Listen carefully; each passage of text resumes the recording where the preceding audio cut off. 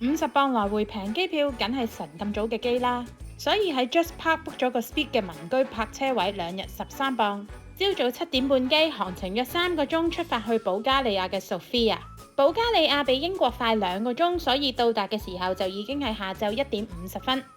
出市區好方便，機場隔離就係地鐵站，直接嘟信用卡就可以入閘，而且可能係全球由機場出市區最平，只需要80p，大約20幾分鐘就可以到達市中心。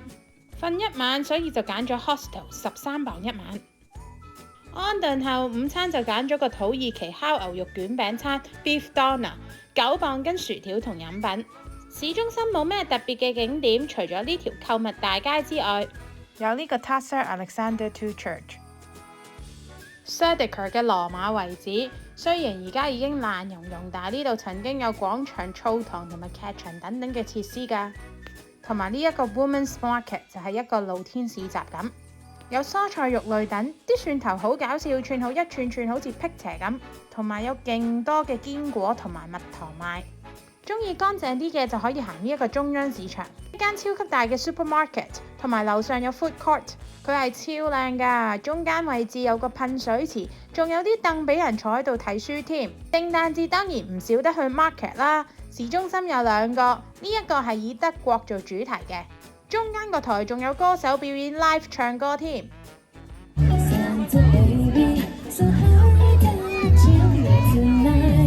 另外呢一個 market 就大好多，成個維園咁，俾人溜冰，有攤位遊戲等，更加合家歡。除咗嘢食之外，就梗係有啲乾貨、手工精品等。2個市集賣嘅食物都大同小異，都係有啲烤肉、腸仔、mulled wine 同埋甜品，好似 churros 等等。買咗一包好似叮叮糖咁嘅，記得細個返學有個阿伯喺街邊度買，之後就自己去神秘酒吧飲返1-2杯。呢間個名叫做 5L Speak Easy， 入口就係一個書櫃咁，要喺嗰抽鎖匙度揾咗一條啱嘅就可以開到門。叫咗一杯我最中意飲嘅 cocktail Whisky Sour， 9磅。反正去開咁就去多一間飲返同一款 cocktail， 有比較就有傷害。你哋估下邊杯好飲啲？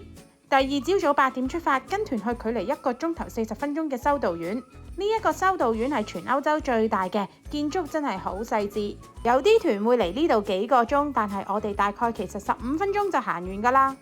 其實主要都係欣賞佢牆上面嘅壁畫，將啲聖經故事畫晒出嚟，方便以前嗰啲神父同其他人講解聖經故事。